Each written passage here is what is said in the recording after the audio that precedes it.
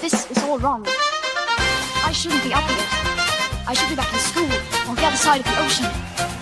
Yet you all come to us young people for hope. How dare you! Boring. Boring. Boring. Boring. You gotta work. Don't tell us what we're gonna feel. We're trying to solve a problem. Don't tell us what we're gonna feel. I'm not telling you. Because you're in no position to dictate that. That's exactly what you're doing. You're in no position to dictate what we're gonna feel.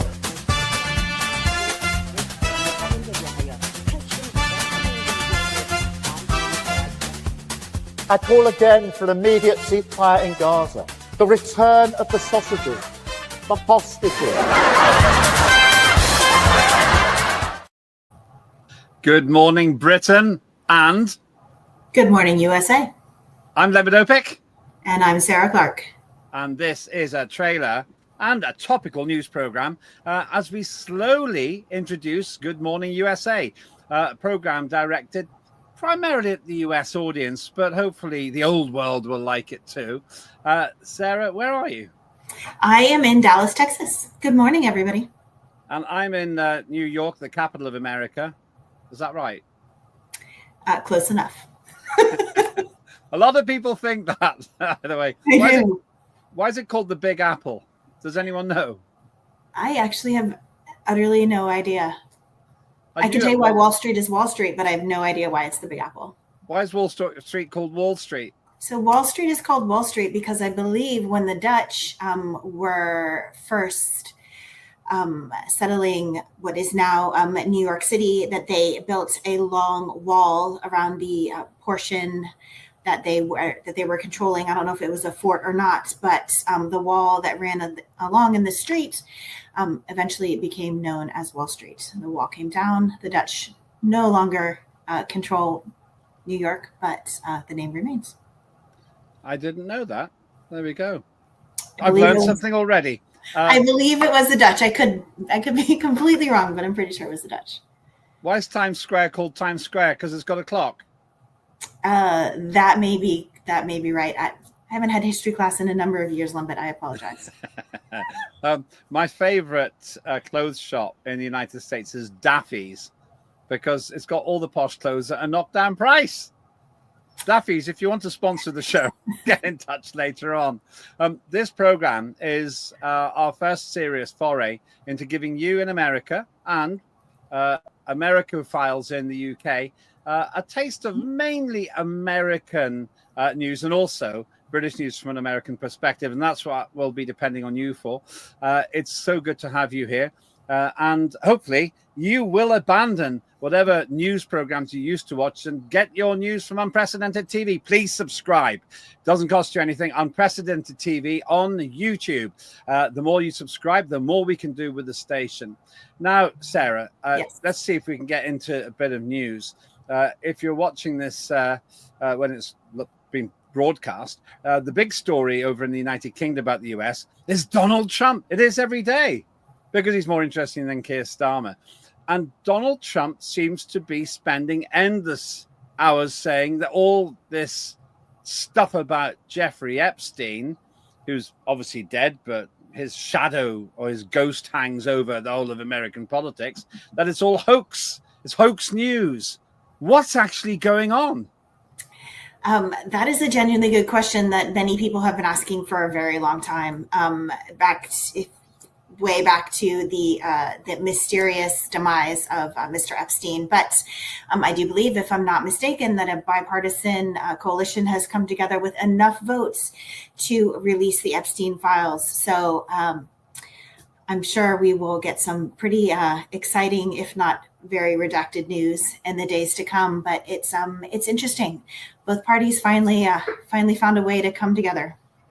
Now, this piece of video, we see it again and again and again of a fairly youthful Donald Trump, still not doing much with his hair there. I wouldn't use his hairdresser, and I'm not rich. But he's with Epstein, and they're kind of laughing. But this is the only piece of video I ever see about them. Does that actually suggest that Trump's right? They got 1 minute, 20 seconds of Epstein and Trump having a laugh, and that's it.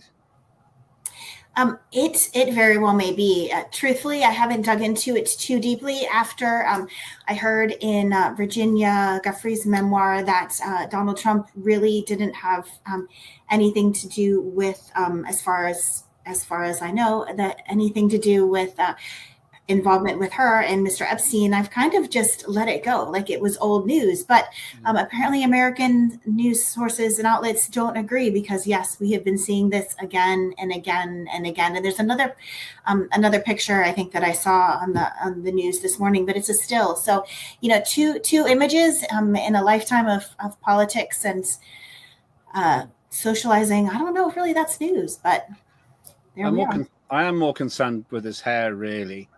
And that really bothers me. That, you could say, that's an offense. I'm not the greatest was a dapper man myself, maybe a dappies man, but not a dapper man. So I can't really complain too much. But look at the hair. Look at the hair. If he can win looking like that, why can't I be Prime Minister in Britain? Oh, I know, because we've got a brilliant Prime Minister in Keir Starmer. That's rhetorical. I'll come back to him. Is Donald Trump in trouble? Quite honestly, I mean, people have been saying that they've wanted to impeach Donald Trump prior to this last election. So perception is reality. And if people really, really, really want to think it, then they're going to spend a lot of taxpayer money needlessly, countless hours holding hearings for something that may turn out to be not. So I guess we will wait and see with bated breath.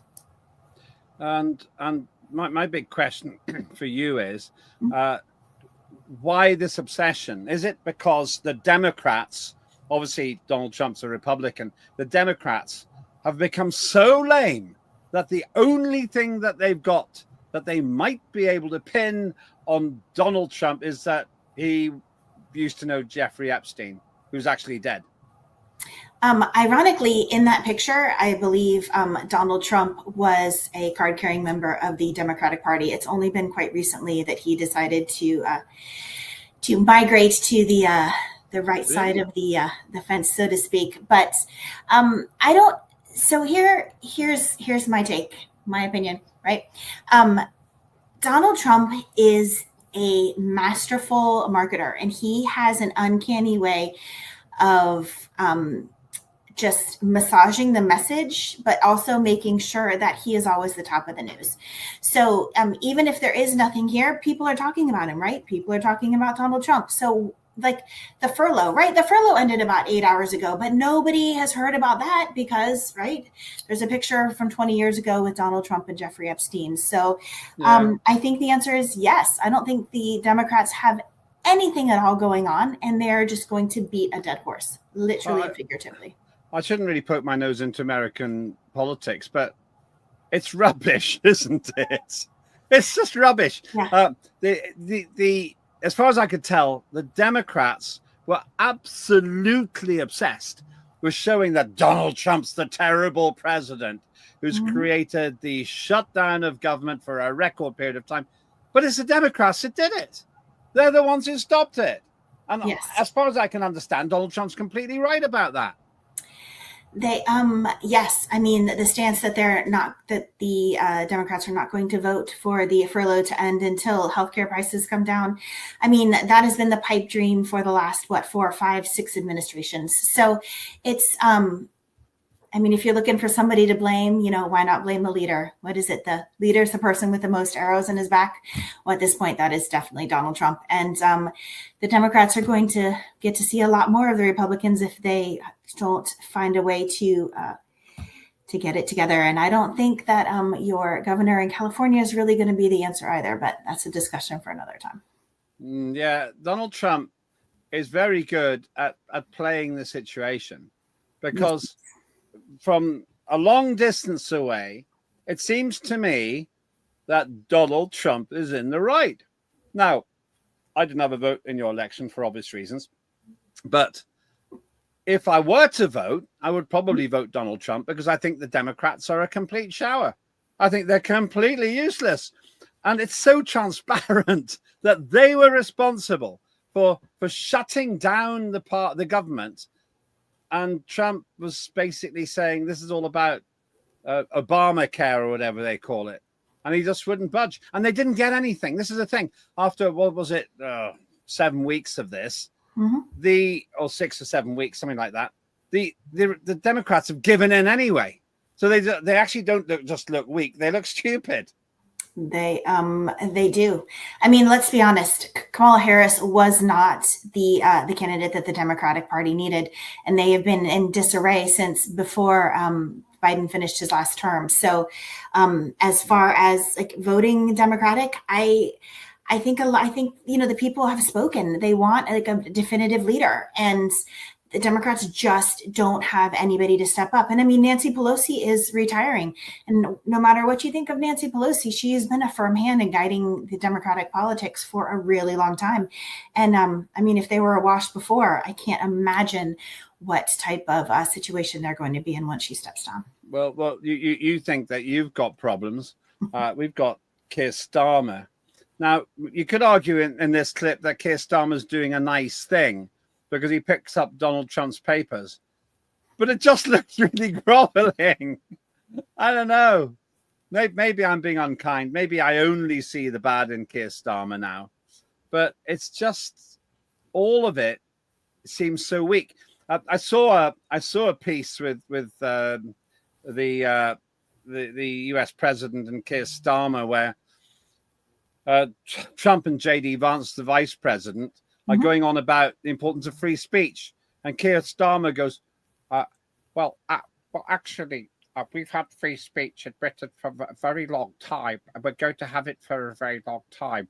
But I've just recently seen an interview with a guy who got arrested for complaining about the fact that the kids are in danger in parks.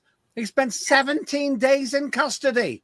Yes. And then he was released after 17 minutes in front of a jury.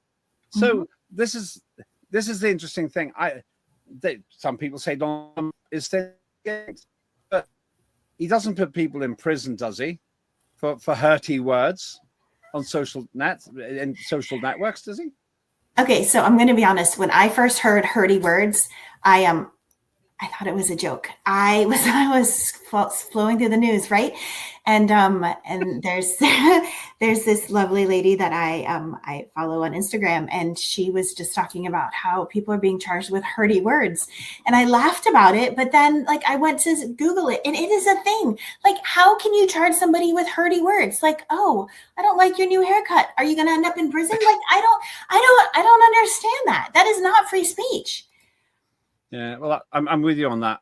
I got into politics way back when, precisely because of libertarianism.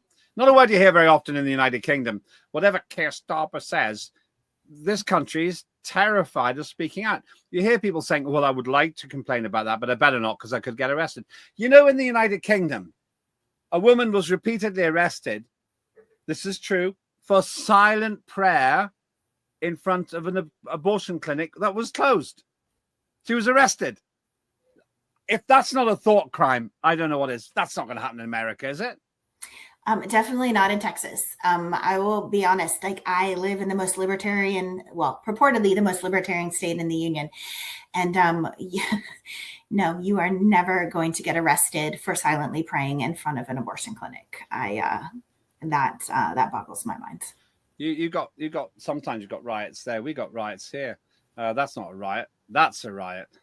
Yeah. Far right. It's always far right.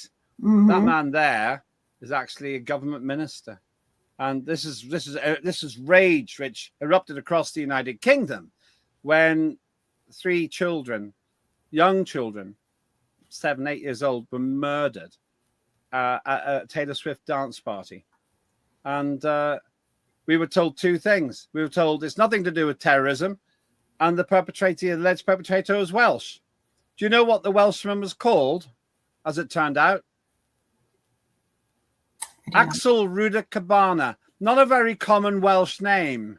Those are the 3 girls who got murdered. It's heartbreaking. It really is.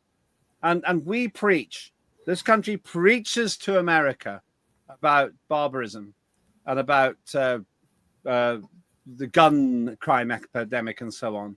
A lot of people are very concerned here. Who's the freer country, do you think? Is it the old world or the land of the free? I'm going to have to go hands down land of the free. Well, there's a clue in the name, isn't there?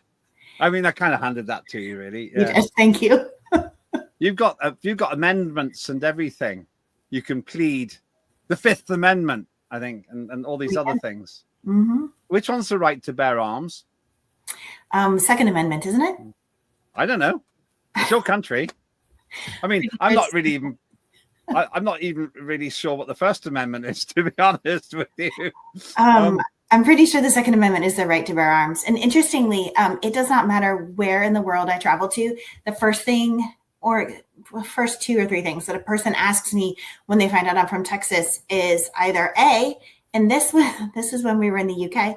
I was asked if I'd ever shot anybody. No. And have you? I mean, have you? Right? Yeah. No. And then that's both answers. Okay. I won't provoke you when I see you then. Okay. No, I know. And then, or like, how many guns do you have? I'm like, just because I live in Texas doesn't mean that I'm like, a gun totaling, like, wild west shooter. Like it boggles my mind. But obviously that is the vision that people have of people from Texas, gun toting lunatics. But I've been in Dallas, as you well know, your wonderful city, and that was for the solar eclipse. It was really incredible. 4 minutes of pitch darkness in the middle of the day. Yeah, it was incredible. It really was. But I like Dallas, and they were the best. It was the best barbecue place I've ever been to. What was it called? Mesquite Barbecue. Yes, we searched the world over and decided upon Mesquite Barbecue, and it was truly spectacular. But I'm not going to lie, Texas does have I'm going to get haters for this, but Texas does have the best barbecue in the world. So, and if you'd like to sponsor Good Morning USA, do get in touch. We're looking for sponsors for this show, especially when we get going in earnest. Technically, I've shoehorned this into Lembit Öpik Live, but I want my viewers to realize that there's a great opportunity waiting for you all to know about Good Morning USA every weekday. And that's going to be a lot of fun. Now, as a special treat, we were thinking, what other show could we advertise here? Well, there was no one more British than Basil Valentine. Good old Basil. So here's the advert for his show. Hello, I'm Basil Valentine, and this is Unprecedented TV, unfiltered, uncensored, unprecedented, the home of free speech here on the internet. Do please like and subscribe over at YouTube. Follow us on X, and remember, I'm on air every day, Monday to Friday, 1 p.m. for Ascending Order, your daily news edit with live guests and all the genuinely most important stories from around the world. Don't allow yourself to be propagandized by the corporate media. Forget the world at one on Radio 4. Join me, Basil Valentine, instead, 1 p.m. on X, Monday to Friday, also on YouTube.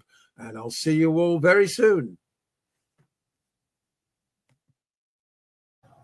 Now that's what I call a Brit.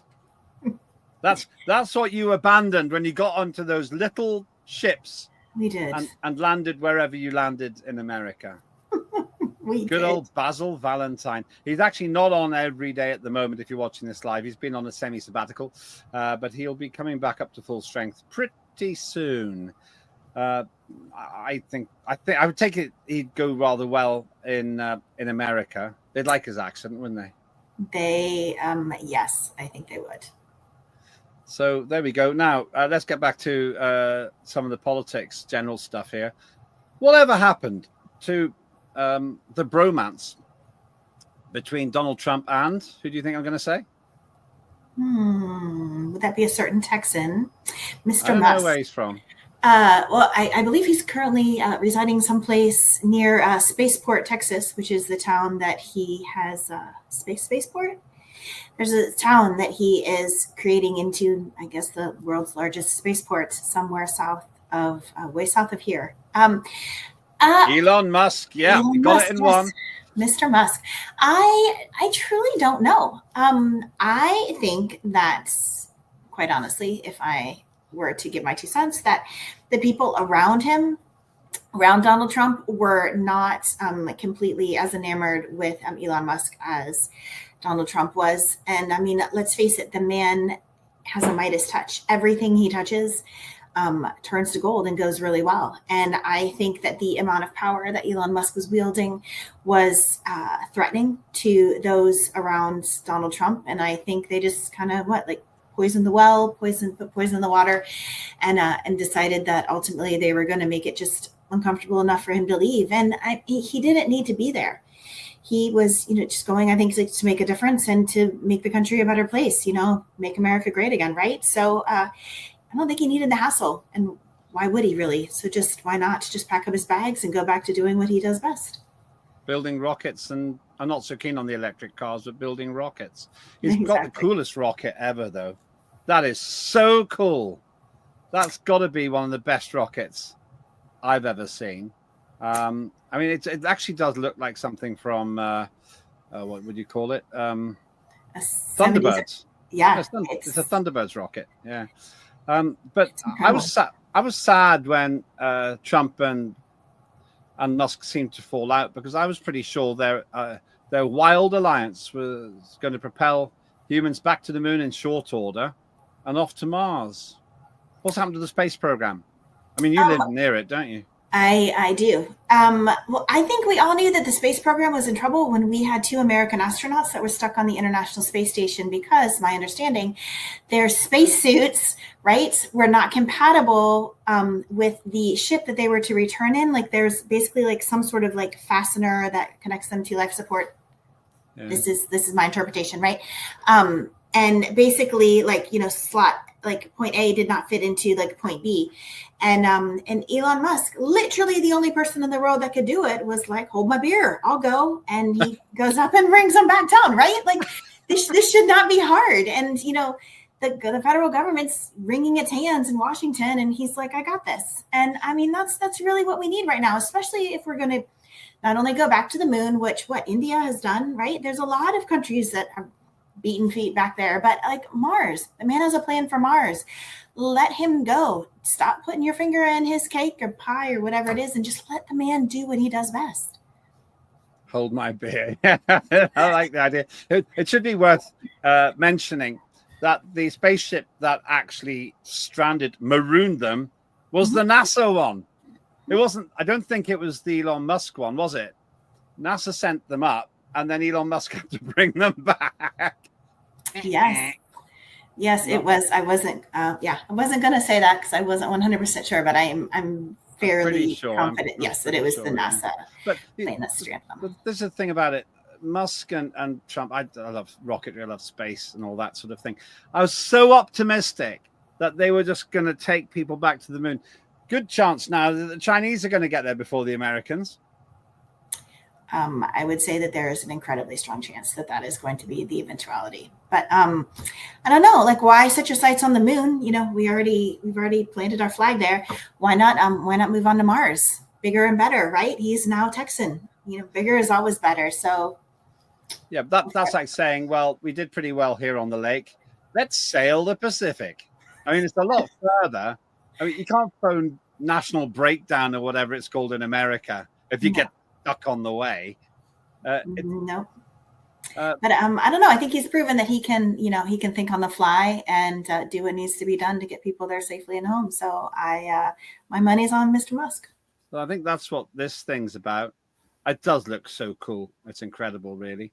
But then back to Trump. I suppose we better talk a bit about politics because we will be on Good Morning USA. Trump has sparks in his own and fireworks, and who can forget when Trump was saying to Vladimir Zelensky, the failed military leader in Ukraine, I would say, don't tell us what to think. In fact, it features in the opening to Lembit Öpik Live. I feel that this is also not a marriage made in heaven, but the difference here is that there is absolutely no way on earth, my opinion coming up now, no way on earth that Vladimir Zelensky is an intellectual match for Trump. Probably Musk is, but I don't think Zelensky is. I think is actually a useless politician. Like the thing about him though is like that man has backbone. Like he has kept a country together loosely, right? Albeit, but he has kept a country together under incredibly formidable conditions. So I don't know. There's something to be said for grit. Intellectually, do I think that he could go 1-for-1 with Donald Trump? Probably no, but there are a few people who could. I don't know. I am still kind of in the wait and see camp to see what happens in the Ukraine, but they're entering another winter, and I just don't even want to really consider what that means. You've caused a problem there. You said the Ukraine. I used to think it was the Ukraine, but I think it's just Ukraine. But they don't help themselves because I thought it was called Kiev. Now they've called it Kyiv. Why change the name? That's like changing London to Ludden or something like that. Why change the name? Really? Was it really that important? A lot of posts must go missing now. You're being polite. Yeah. You're being polite. You just don't agree with me at all. We finally found something we disagree on. I think that Vladimir Zelensky is awful as a leader. I think he presides over one of the most corrupt regimes there is. He had to fire a whole bunch of people recently because they were corrupt. I think that a lot of the weapons that go into Ukraine end up on the black market all over the world. And also, I think he's losing the war, and that's a really tragic thing. Fair play to Trump. He's the one world leader that keeps talking about death on both sides. But you don't. You think that Zelensky's doing a better job? Propaganda. No. Propaganda. Actually, I don't. I think the war in Ukraine has decimated a people. I think that had he been a good military leader, that he would have found a way to bring the conflict to a conclusion. I do sadly think that the Ukraine, while the people are beautiful, is run by a government that's is subpar. Sadly, I think most of the arms that were meant to be fighting for freedom, yes, were sold, as you said, on the black market for a great deal more money, and like those funds and that support will never reach its intended audience. So no, I actually do not think he is an incredibly great leader, but I do appreciate his tenacity and his willingness to just put it all on the line for his people. And I don't know, maybe that's the Texan in me talking, but there's a lot to be said for grit. You make me feel guilty now because I sound really unkind now. No. To all Americans who think I'm unkind, I'm just telling it like it is. I'm sorry. Okay. If you like Zelensky, I'm sorry. Don't switch over. Don't have your own opinion, but stay with Unprecedented. Subscribe, please. To Unprecedented. No, I think Americans really, really like the Ukrainian people. I just think that we want them to have peace, whatever that looks like. I like the Ukrainian people. I just don't think they're very well led. Though, having said that, let's get back to one of the worst leaders in the world, I would say. I'm not sure if that's fair. I think it probably is. And that, of course, is Keir Starmer. I think he's absolutely appalling. I think the guy is just, I don't know. There's something about Keir Starmer that just disappoints me continuously. I think it's probably just the fact that he is so utterly incapable of running his own show. You know, look at him there. He just sort of. He looks a little stunned. Yeah, well, he doesn't really. I just think he's incapable. I just don't think he's very good. I'm going to show you something now, which hopefully it'll come up. What is that? Do you think? What do you think that is? Well, it's one of our fair leaders approval ratings. Which and one? The latter, the NASDAQ. So I'm hoping for the former and not the latter. Sadly, I'm going to say Donald Trump. I hear that his numbers right now are worse than Biden's ever were, which is astounding. It's Keir Starmer. Really? Yeah. It's Keir Starmer. I guess I should. I think it is. If it's not far off, but I think that's what it was. Either that or it's an artist impression. He's actually said to be the most unpopular prime minister in the history of polling. He's just not much good, really? I'd say. Yeah, I'm told that anyway. Maybe I'm wrong, but he just is so desperately unpopular in this country now, I'd say. Well, there we go. Well, maybe it's because he's not part American. I mean, everybody loves Winston Churchill because his mom was American, right? Yeah, I Very, suppose so. very, Yeah. very popular prime minister. And of course, my favorite, Margaret Thatcher. So, yeah, but not everybody can be Winston Churchill. Not So. people. A lot of people didn't like Margaret Thatcher here, but Correct. there was no doubt that Margaret Thatcher and Ronald Reagan had an absolutely brilliant interaction. There's no two ways about it. It was absolutely. It was good for the world, I think. And also, when you added Mikhail Gorbachev there, I just felt the world was safer then. Bit of a name drop coming up. You know, I had lunch with Mikhail Gorbachev. Did you really? I hosted it. It didn't go well. That's a conversation we're going to have for another time. It's a How name did it drop. not go well? I'll tell you off air. It was. Okay. It's quite damning of him, to be honest with you. I didn't really do anything wrong, but there was something he did which was really disappointing. It wasn't illegal. It was just really rude. But I'll tell you about it. Maybe you shouldn't speak ill of the dead, but it's an interesting story. Ask me about it when I see you. Ask me about it when I see you. But then, just in the spirit of fairness, because I've been knocking my own country quite a lot, there is that classic moment in the career of Joe Biden. Oh, I even know what it's going to be. I hope it's this one. Somehow, if you're poor, you cannot do it. Poor kids are just as bright and just as talented as white kids. Wealthy kids, black kids, Asian kids. No, I really mean it, but think how we think about it. We think now we're going to dumb it down. They can do anything anybody else can do, given a shot. You know, the reason we're the... You know, it's just unbelievable. It really is. Just in case you missed that. I want everyone to hear that. Listen up, America. We have this notion that somehow if you're poor, you cannot do it. Poor kids are just as bright and just as talented as white kids. Now, that's not very ambiguous, is it? He's speaking to the Asian and Latin coalition. How, oh. Poor kids are just as able and just as intelligent as white kids. I mean, it doesn't leave anything to the imagination. And then he tries to recover with this next part. Wealthy kids, black kids, Asian kids. No, I really mean it, but think how we think about it. Well, we know how you think about it, Joe. I mean, it's just a clanger. We actually do an occasional series here, me and Mehdi, called Poor Kids and White Kids. It's just, he couldn't make it up. It's just one of those lines. Oh. If I said poor kids and white kids, people accuse me of being racist. I say, no, that's what the American president says. It's a parody on Joe Biden. What happened to Joe Biden? Where is he? I hope he is taking some much needed rest in Delaware with his wife, who, I don't know, as far as I know, was actually like acting more presidential than he was for quite a few years. But I don't know, we really haven't heard much from him. You know, like the Hunter Biden computer is kind of fading into the background. So yeah. I don't know. Did he get away with something there? Did they get away with something? Because that Hunter Biden computer story, we can't go into it in great detail, but there seemed to be an awful lot of bad stuff on that computer.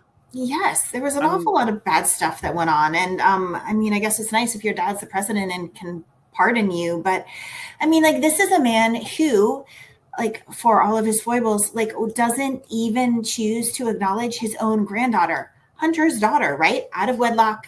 But still, it's a bad look for, you know, it's his granddaughter. You just can't do that. And yeah, I think it's like, I think it goes to the heart of really kind of what's wrong with the Democratic Party. There's just rot, and I don't know how to get around it, and I don't know how to get over it or how to get through it. So just gonna keep on keeping on. Yeah, he was ill recently, and that's not a laughing matter. No. Having said that, his performance as president was laughable. I don't think we've got the clip, but there's that wonderful moment when he's on the, I think on the grass of the White House, and says, I can't impersonate him, but I know his words. One word describes America. Just incredible. It's just great. I miss him because he was so funny. At least we've got David Lammy, who described Donald Trump as a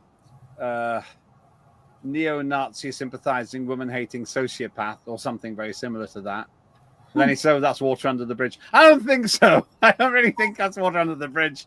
Oh, no hard feelings. Yeah. Can I have another pie, please? Oh, yeah. I had a very nice lunch. I had a good laugh about it afterwards.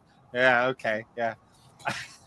And then Keir Starmer, the British Prime Minister, sends 100 activists from the Labour Party to try to help Kamala Harris win. Oh, well, that's fine. Doesn't matter. No one noticed. No hard feelings there. I don't think the relationship's that special anymore. I mean, so much for foreign governments not trying to influence the outcome of an election. Just saying. I know. It's terrible. All right. So what are we going to do with Good Morning USA when it gets into full flow, Sarah? You'll be the boss. Yes, I will be. We are going to bring you world's news, U.S. news, UK news every morning, Monday through Friday, just to kind of get your finger on the pulse of what's going on in the world and just to make sure that you have all the information you need to, be the smartest person in the room and definitely be the one with the best choice in news. So, please tune in. I'm really looking forward to it. There was a point in my life when I'd spent 2/3 of it living in America. Did you know that? I did. Tennessee, if I'm not mistaken. Oak Ridge, Tennessee. That's right. Yeah. Oak Ridge, Tennessee. I want to go and see where we used to live if I can find it. And so for all the jocularity, I'm really looking forward to doing this with you. That's Good Morning USA. World news from an American perspective, which is going to be great. And we're depending on you to bring us the facts we wouldn't know in what should be the 51st state of America. Why do you think it should be? Why do you think I think it should be the 51st state? I'll tell you, because then we've got Trump instead of Starmer. And I'd buy that for $1. Thanks very much indeed. Last word to you, Sarah. You are, after all, the Indigenous American. I am the Indigenous American. No, we're just excited to be here. Like Texas has always loved our brothers over the pond. I'm actually looking forward to coming to London just to see the Texas Embassy, which was and to get a bottle of their whiskey or their bourbon. So you guys are great. I'm excited to be working with you and the team. Your team is amazing. Everybody behind the scenes, I really appreciate all of your time and efforts. And we're looking forward to it. Good Morning USA. Here we come. We're going to have a knockout opener and a knockout content. I don't want to be patronizing, but you know that the Texas Embassy isn't a real embassy. Did you know that, don't you? I did. Any more than New York is the capital of America, but is it?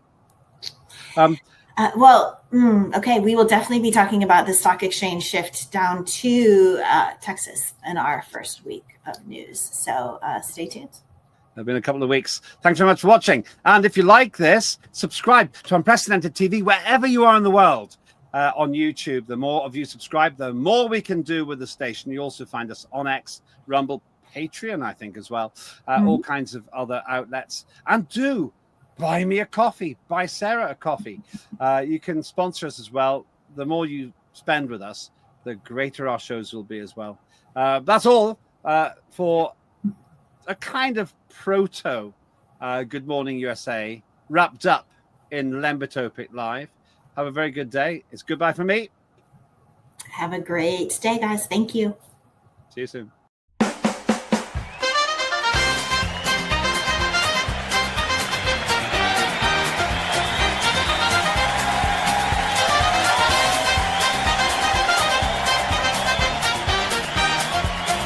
Immediate ceasefire in Gaza. The return of the sausages.